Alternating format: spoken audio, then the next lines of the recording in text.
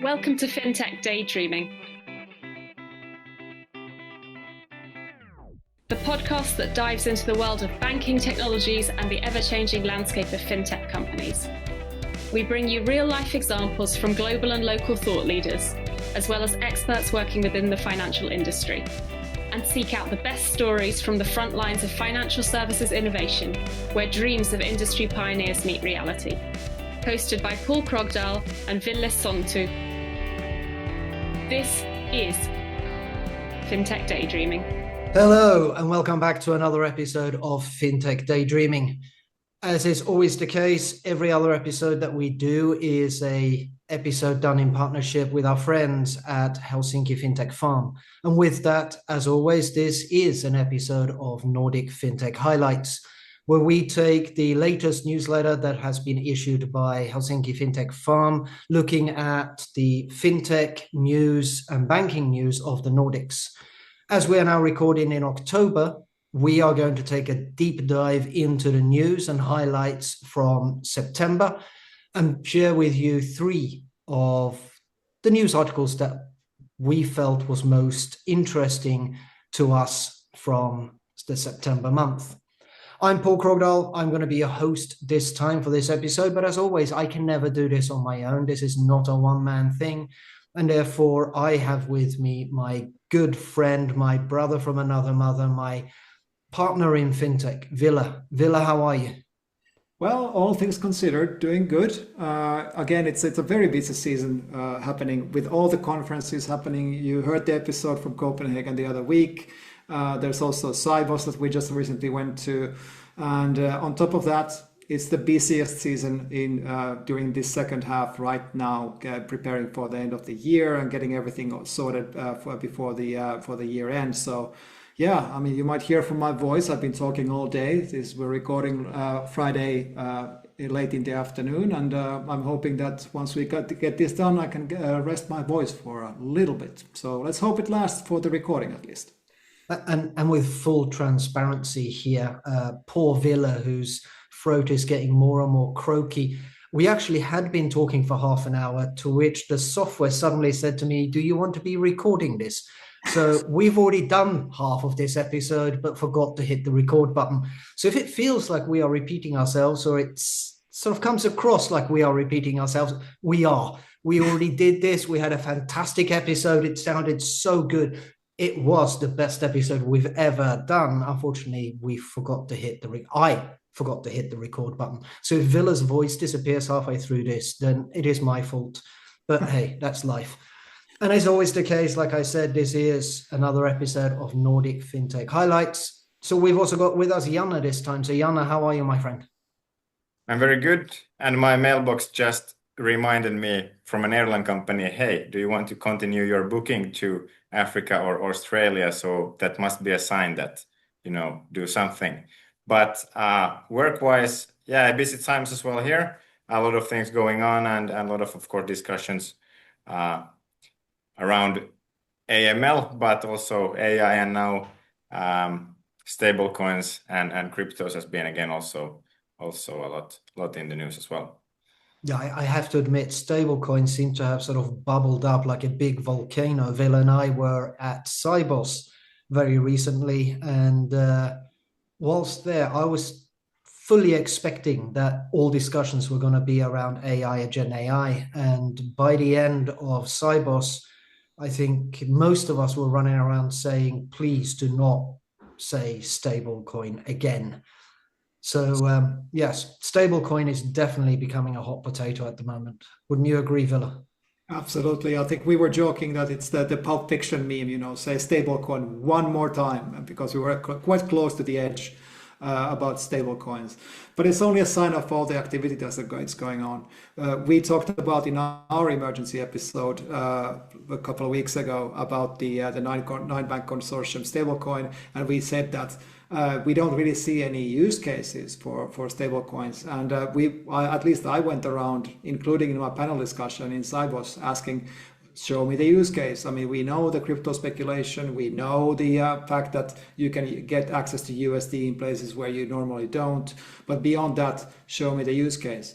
Now, let's see. We heard some things in SIBOS, but we'll get back to that when we talk about the news a little bit. But it's interesting. Absolutely, it is.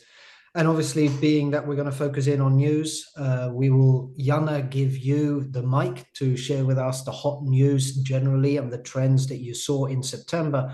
But obviously, we cannot move on without our traditional jokes. And as you are our standing guest, you bring the joke.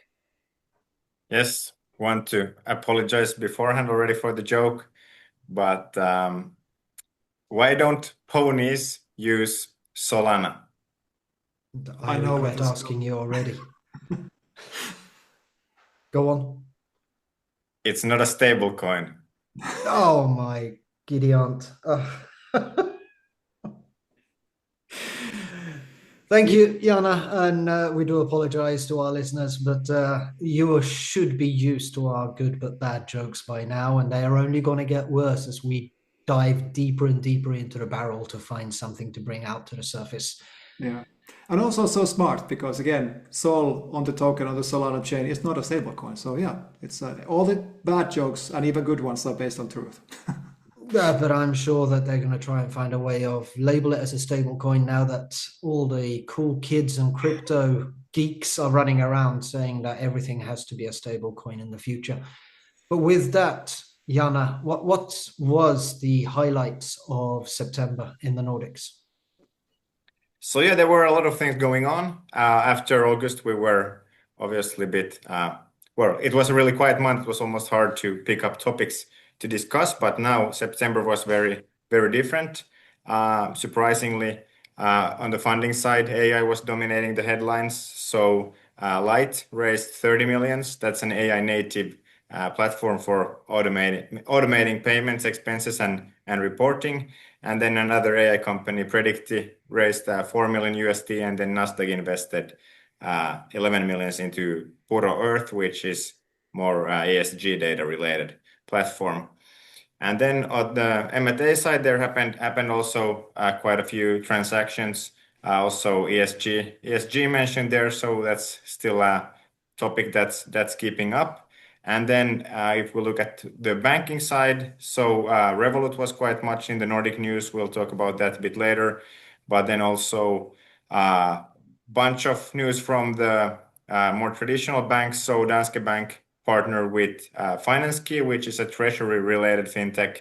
And then Handelsbanken actually went live with Ville loans, SaaS on their loan operations. So quite a busy month, and yeah, we have a few interesting topics to discuss there for sure.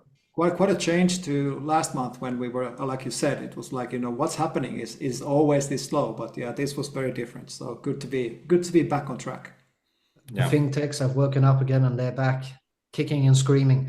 But one of the things that I want to reflect on very quickly, there is, like I said, we went to SIBOS expecting all the discussions to be about AI and Gen AI. You said there's been an awful lot of movement around the space of AI, Gen AI when it comes to funding last month.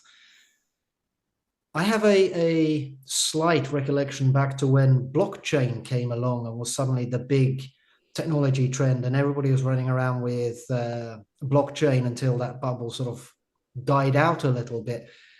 Do we feel like Gen AI particularly is hardened enough now to be something concrete, or are we still floating a little bit in a bubble of hype? What's your view on this with your hand and grasped tightly on the fintechs of the Nordics, Janne? Well, I think it's both. I mean, obviously there is a lot of hype and even bubble, but there are also so many tangible things already going on, and that actually gives a very interesting situation here if we look at the companies in the news.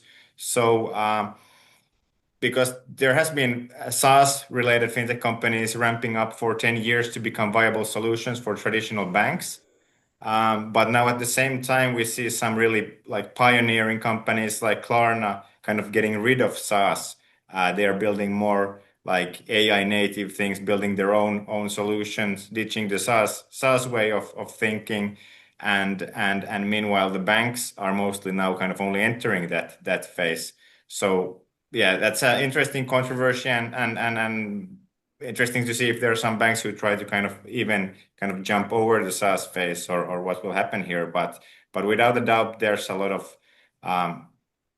extra air in the AI bubble, but still a lot of practical things already happening. So yeah. Traditional Someone banks said in- already quite a long time ago that ChatGPT has done more than blockchain ever will, and I think I could probably agree on that one. Yeah, you're probably very right on that one. Yes, specifically. But you said traditional banks. Ville, from your perspective, sitting in a traditional bank, what's your view or the traditional banks' view on this explosion of AI and particularly Gen AI?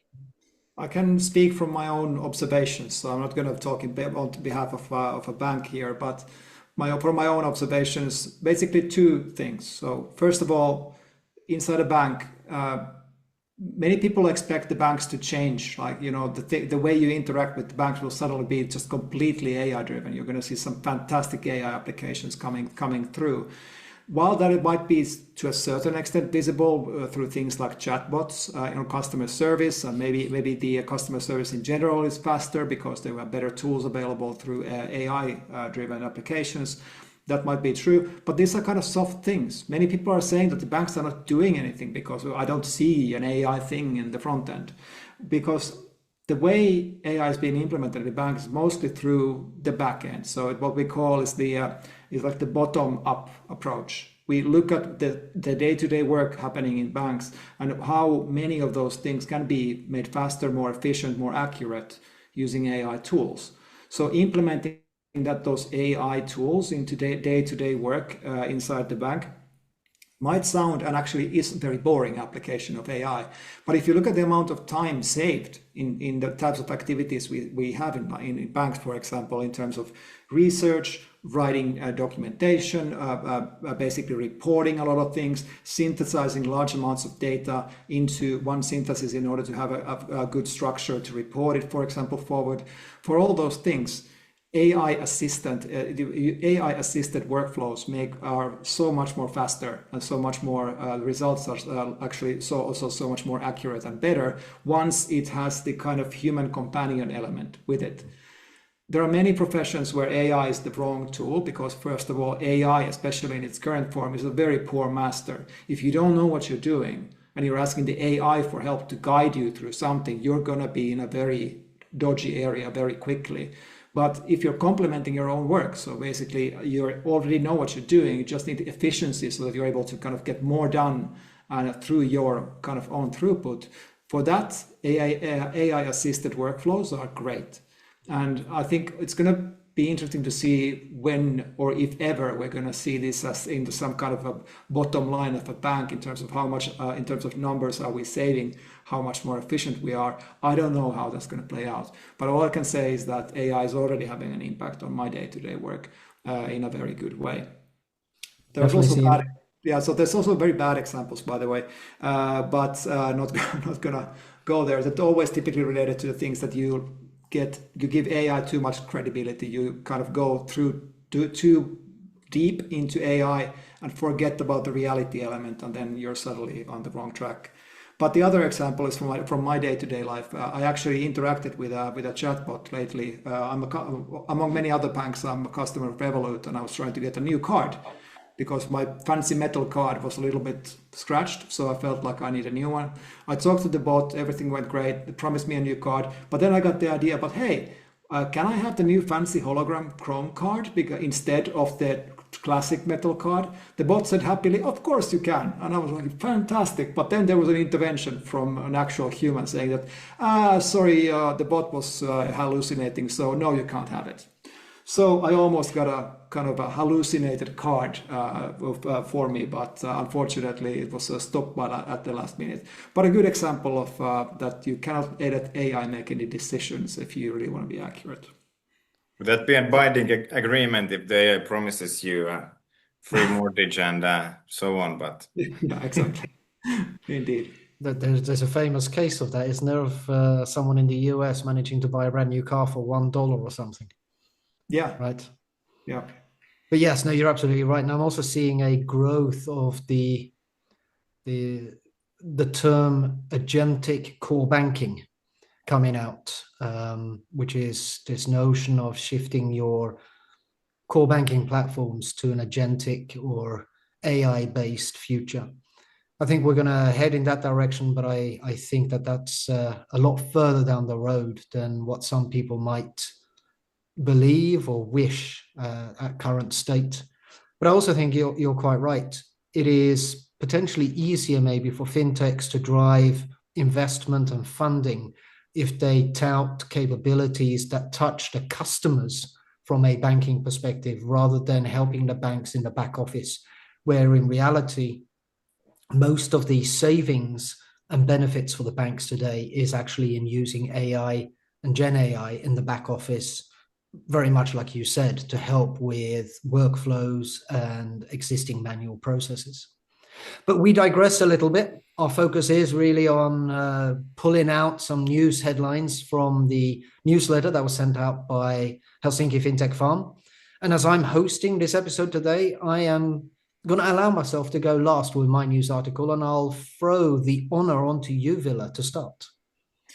Yeah, and no prize is given for guessing which topic I chose from September's news, because of course I'm going to talk about stablecoins. So we kind of already covered this story, so I don't need to repeat too much of this. But we're talking about, of course, the 9-bank consortium that decided to launch, first of all, a joint venture to do a stablecoin, a euro-denominated stablecoin, regulated under MiCAR regulation in Europe. So again, we did the quote-unquote ironically named emergency episode on this, so you can go back in the feed and listen to that if you want to know all the details and our speculation about that specific topic. It's an interesting one for sure, but I don't want to repeat the details. The reason I picked this up was that, like you said, Paul, we went to SIBOS and we heard all about these new stablecoin use cases, all these projects and all the banks moving into stablecoins in different shapes and forms. We also heard from Swift, who launched their own digital ledger initiative, where they want to connect Swift banks through a digital ledger. They did not talk about stablecoin per se, but it was implied that you can have different kinds of digital assets on that chain. Details are still TBD, but it sounds like an interesting way to find a secure, permissioned exchange of digital assets in a Swift environment. And again, an interesting initiative. And then third, which we also heard during SIBOS and more actually this week, is the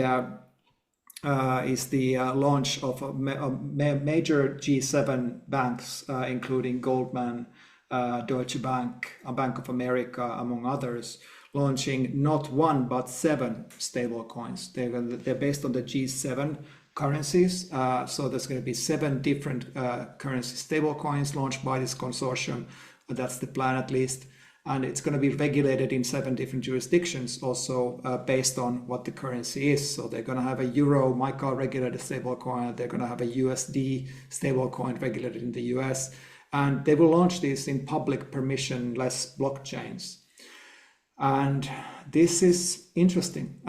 While they also did not explicitly talk about what is the actual use case here for issuing this, if you put all of these things together, you're starting to see momentum growing in the stablecoin space. There's an argument to be made that once it reaches a critical threshold, then we will suddenly start to see some cross-border flows, maybe gradually moving into stablecoins if it becomes more available and more accessible. Coming back to the Nordic news, or the reason why this 9-bank consortium is considered quote-unquote Nordic news is because it's 2 of the 9 banks are Nordic banks. It's Danske Bank and SEB, and that's why we're talking about it here, well, among other reasons. But what they decided to do is that they wanted to protect their deposits in the future. So they saw the risk of stablecoins, people putting money into stablecoins and then leaving the money inside the stablecoins, which means that unless you are the bank who provides the banking services for the stablecoin issuer, those deposits are out of your balance sheet. The banks who are now issuing stablecoins, many of these consortiums are available, are trying to find ways to protect that by having their own stablecoin and therefore still maintaining the deposits in the background while the stablecoin is being used.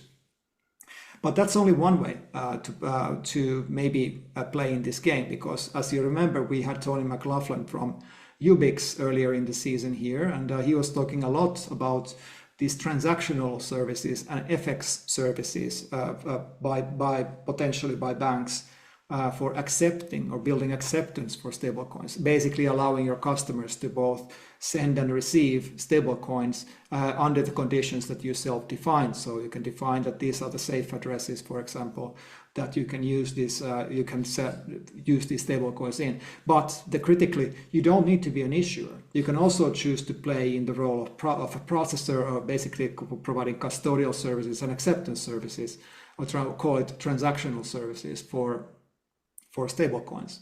And I think we're going to see an interesting divergence here of banks and seeing where they want to go in terms of being issuer or a processor.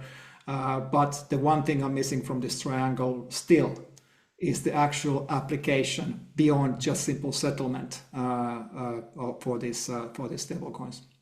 But anyway, I digress. That was a rabbit hole, so I'll let you guys comment on the stablecoin news as well. Yeah. That was fantastic, Ville, and we're going to rename this episode to Ville takes a deep dive into the rabbit hole of stablecoins, I think, rather than Nordic Fintech highlights. But actually, you know me, I like to be the one that asks the layman questions, the basic questions that maybe other people are wanting to ask, but feel a little bit too embarrassed to ask. So sitting down on the street with everybody else, as this explosion of stablecoin is happening, particularly with the banks, and we're talking here in Europe, at the same time, the ECB is making a hard push towards the digital euro, the central bank digital currency. There must be people sitting there saying, well, hang on a minute, aren't we doing two things at the same time? Is this the banks trying to hedge their bet against the ECB? Are they trying to twist the arm of the ECB, or what's going on here? Why do we need both a euro stable coin and a digital euro? And aren't we just confusing the hell out of everybody now? Yeah, I think the personal opinion on this is that they are addressing very different problem sets. So they're addressing very different audiences, very different sets of use cases, due to the fact that the digital euro specifically, not speaking for all the CBDCs out there, just talking specifically about the digital euro, it is for retail payments. It's for your day-to-day spending in store, also online, allowing you to spend your digital euros everywhere in the Eurozone, guaranteed by law that you can do that. So it really is for the real world payments that we do today. The ECB can do that because, again, they can write a law saying that every merchant has to accept it. And that's the way you use the hammer of legal force to make sure that you are the most universally accepted payment method inside the Eurozone. So they are actually addressing more of the same use case area as we're seeing today, for example, from the likes of Pips Mobile Pay or Siirto in Finland or Bizum in Spain. These kind of digital peer-to-peer wallets, also trying to get into the in-store and online payment space increasingly, because that's where the growth really is. So that's the problem space. Now, if we look at stablecoins are more for B2B settlements, so business-to-business settlement purposes. Why? Because stablecoins don't have acceptance by default at all. So stablecoins, equally to any new payment method that you would launch into the retail market, this still needs to build acceptance methods in order to be accepted. They can, of course, do things like, well, let's use the Visa or MasterCard rails and then back that up with stable coins. But again, ultimately, that's a card payment. It just happens to be settled in the background with a stable coin, but it's not a stable coin payment. So it's still a B2B settlement to a certain degree. The problem with acceptance in general is that if you want to build your own acceptance for your own stablecoin, you're in for a rough ride, because it's very expensive, difficult to scale, difficult to maintain, and expensive to also operate. And to add insult to injury, there is no stablecoin universal stablecoin interoperable protocol. So you need to do that separately for each and every stablecoin across the world. So again, that makes no sense. We're probably going to see some kind of an acceptance scheme kind of exchange, that you might be kind of a stable coin backed and linked into an existing acceptance methods in one way or another, but we'll see.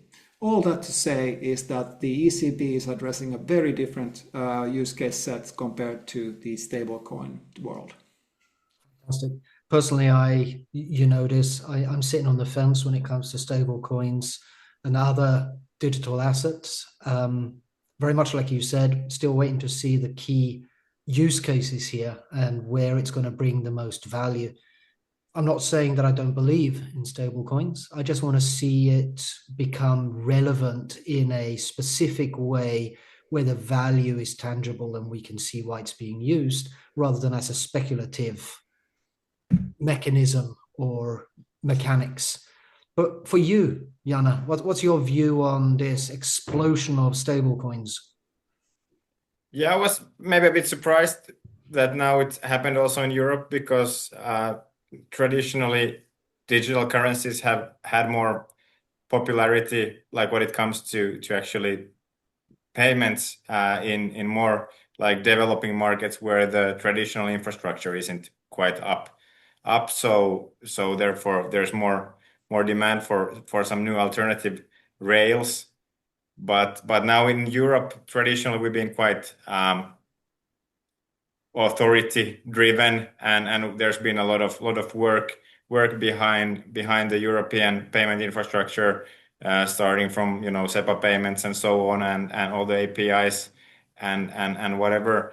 But now also the major European banks are jumping on that train. So yeah, it's very interesting to see what's kind of the end game here, and Ville explained quite well that here now compared to the digital euro, so it's a quite different use case, but yeah, we're quite in a rabbit hole, I would say.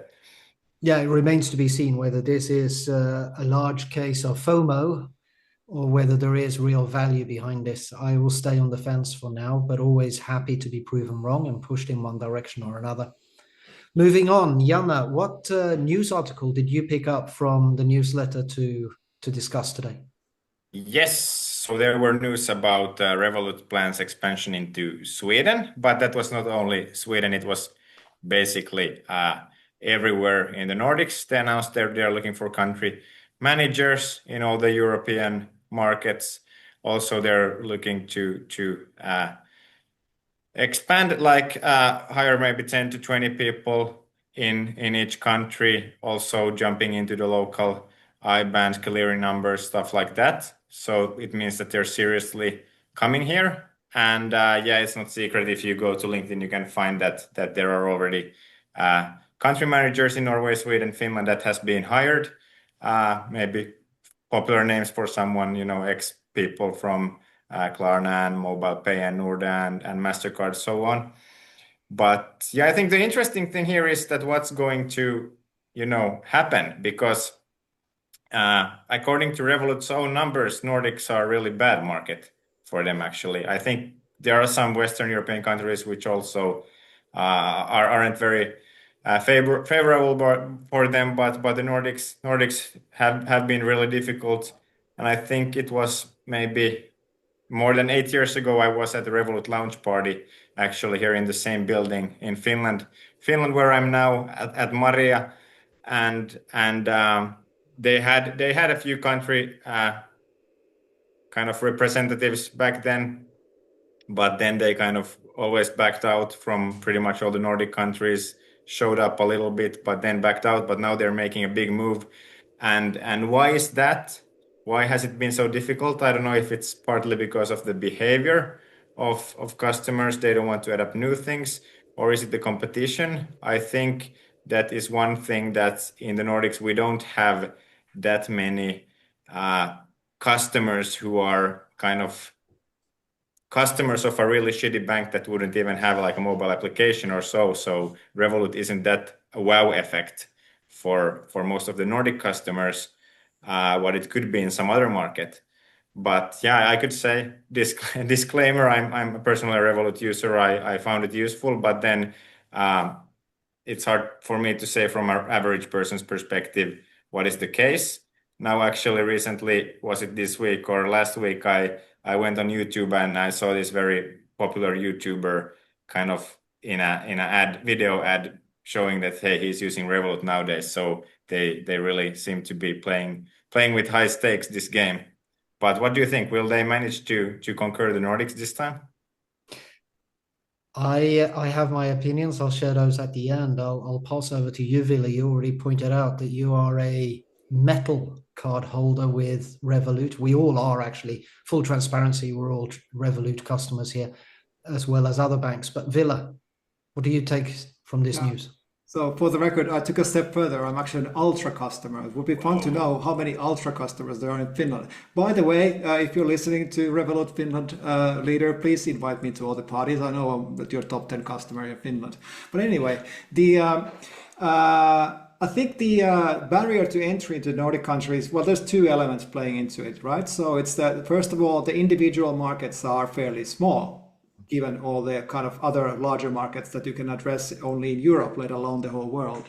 But the barrier to entry is also quite significant, because if you want to be a primary bank of an individual in any of the Nordic countries, you have to provide the bank identity mechanisms, each separately for each country. So again, bank ID, our bank authentication, strong authentication is kind of a critical, almost necessary life thing you have to have. So if you don't have that as Revolut, you don't support the local identity schemes, you're out as the primary bank. It cannot happen.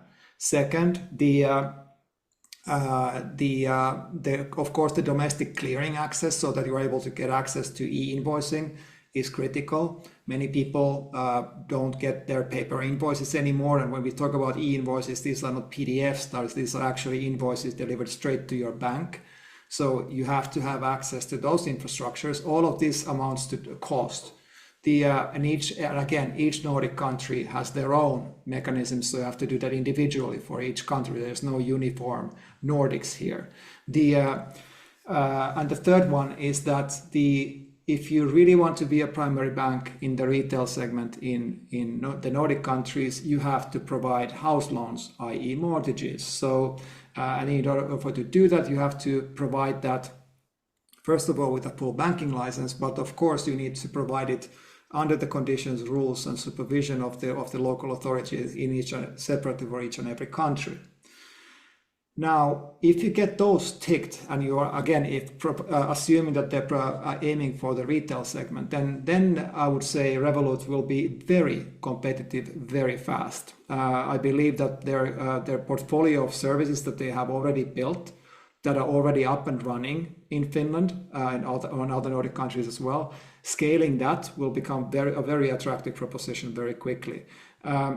Remains to be seen if they want to be a little bit innovative, maybe with the house loan segment, because that's another untapped opportunity in the Nordic markets, I would say. Finally, one more point: where I'm putting my eyes on right now is in the SME segment. The SME segment, we have many interesting players in the Nordics, where some of them have been guests also on the podcasts, trying to provide better banking services for the SMEs, but it remains critically underserved. And I think if you look at what Revolut Business is doing in other countries, namely the UK and Ireland, for example, that's an interesting play to scale in the Nordic countries, because the opportunity space is definitely there. So yeah, again, interesting moves. I know that there's a threshold for entry, but if they do that, then the local banks need to be worried. Yeah, I agree with you completely. Looking at what Revolut are doing, they're very visible at the airports. They've got their vending machines here in Vantaa Airport in Finland. They are getting more and more focused on getting visible. I've even started seeing Revolut ads on bus stops and other places. So they're really pushing to get visible. I also agree with you, Ville, that I think their primary market, once they get a foothold, is going to be around the SME space and small business banking. I think that's a very interesting area. There's an awful lot of entrepreneurs in the Nordics and a lot of fintechs that probably would be very interested in having their primary bank account or business bank account with Revolut. I also think, though, that back to what you were saying, Janne, about customers or consumers in Finland not seeing the wow factor of Revolut is partially wrong. I actually think to a certain degree, if you look into the capabilities that are being delivered digitally by the traditional banks in Finland, they're being a bit arrogant. Yes, they're delivering some good stuff. They are delivering capabilities, but I wouldn't say that they are the leaders and the wow delivery partners that they used to be if we go back maybe 5-10 years. And if you look at the capabilities that Revolut are bringing to the table, they're bringing more of an ecosystem play. They're getting a lot better. Yes, the other banks are starting to catch up. I can see that Nordea and OP are doing an awful lot of interesting new things that they're bringing into their app. So they're absolutely doing that. But personally, and I've shared this before, as a direct sort of embarrassment to one of the large Nordic banks, and you know this, and I've shared this on LinkedIn and everywhere else, my girlfriend was almost stranded in Spain because of her traditional bank when she lost her card and weren't able to get a new card or anything issued instantly, not even a digital card. And because of that, she became a customer of Revolut within 5 minutes. And she has progressively moved more and more of her banking and financial life over to Revolut, because Revolut continues to delight her and give her that feeling of more than just a bank. She is a customer. They care and they want to delight her with customer services, which I think some of the Nordic banks are lacking in these capabilities. And all it needs is for something to go wrong for a customer to realize that actually they can get better capabilities from some of the neobanks like Revolut. Also adding to that, it's interesting to see that Revolut is pushing into the Nordics. They are, and we know some of the people that they have hired to be country leads. At the same time, they're still struggling to get their banking license in the UK, right? So that there's an interesting dynamic going on here globally for Revolut. And I think they are moving incredibly fast. And most of the local regulators aren't managing to keep up with the pace of growth that Revolut has got. They are growing so fast, where traditionally banks have grown maybe 5%. Revolut are growing thousands of percents. I think the regulators are panicking a little bit. It'll be interesting to see how this plays out in the Nordics as well, where we are quite digitally native. We are quite forward looking. Are the regulators in the Nordics going to be able to keep up with this? Are they going to feel happy and safe issuing the banking licenses in country to Revolut to be able to, for instance, like you said, Ville, bring mortgage capabilities into each country? That will be an interesting one to keep an eye on. And I don't know what you two think about that.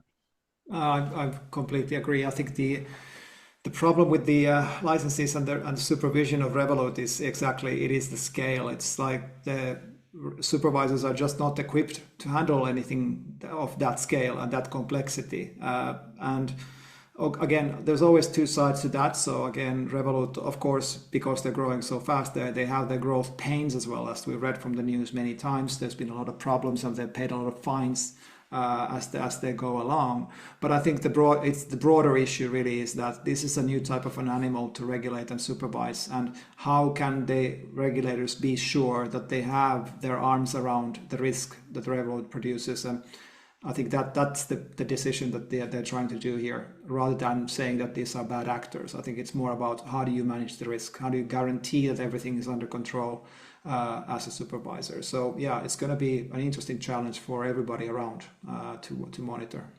It is indeed, but just continue doing a good job, Revolut, and delight your customers and make sure that consumer protection is top of mind as you keep going forwards with your innovations and new capabilities. As for me, I picked up a little news headline from your newsletter, Janne. I've got my little pet that I quite like promoting now and then again, which is ePassi. I think they're doing some interesting stuff here in Finland. So I used them as a good example of a fintech that has cornered a market and really exploded with that, and some of the capabilities that they're bringing into their ecosystem to delight consumers. ePassi obviously is focused on the area of employee, what's the term I'm looking for here now? Help me here. Employee offerings. No, my mind has gone completely here, but HR benefits to employees. There's the one that I found it in the end, and they've continued to delight and build on that. A little while ago, we brought out from your newsletter, Janne, that they had made some investments into Germany. Well, they've done that again. They've acquired another German company in the same space called Bologna. And with that announcement, which is the part that I picked up on that I thought was very interesting, is with this, ePassi has also said that they are now going to expand into the German market and introduce the ePassi brand into Germany for 2026. So we speculated before whether they were acquiring this other company in Germany before to bring the capabilities to Finland, or as a first step to get into a new market. And it absolutely now looks like they're expanding into a new market. So I think this is fantastic. I think that the capabilities that they're delivering to the individuals as part of a sort of overall package that you get as a compensation from your work is fantastically good. I use ePassi quite a lot, and I think the expansion is good. As they grow, as they expand and deliver these capabilities, that's also going to secure them going forwards. How about you, Ville? Are you a big user of ePassi? My employer uses ePassi, yes. So I use it whenever I go to the office. I always pay my lunch with it. So my interaction is very monotonic and simple.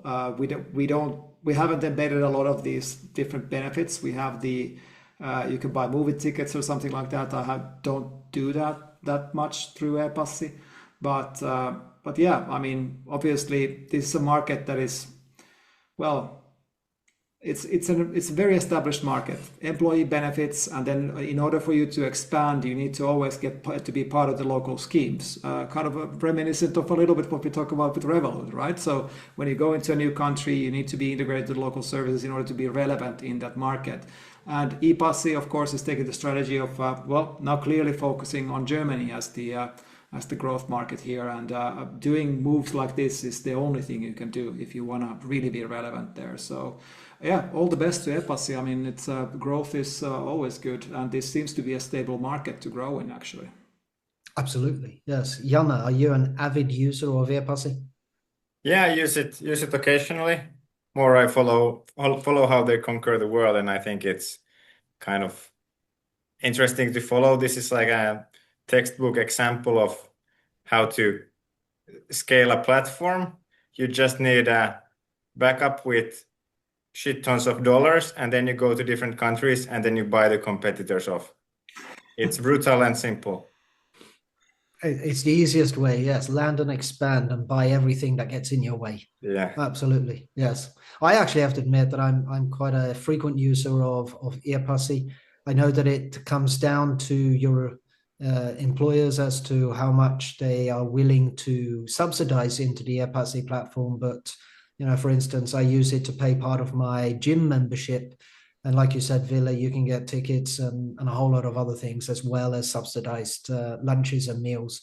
So it's fantastic, it's good, but I think this expansion into Germany is good. We've come to the end of another episode. We have sped up a little bit because, like I said, I forgot to hit the record button at the beginning. So therefore, we have ended up going over the allotted time that we normally set aside for recording. And being a Friday afternoon, I know that Janne and Ville are desperately wanting to run away to do their weekend things. But before I let them go, just Ville, any final thoughts or comments from you? No, other than it's good to be back in the routine again. We've been doing a lot of conferences and recording from on the road, and again, I like doing this.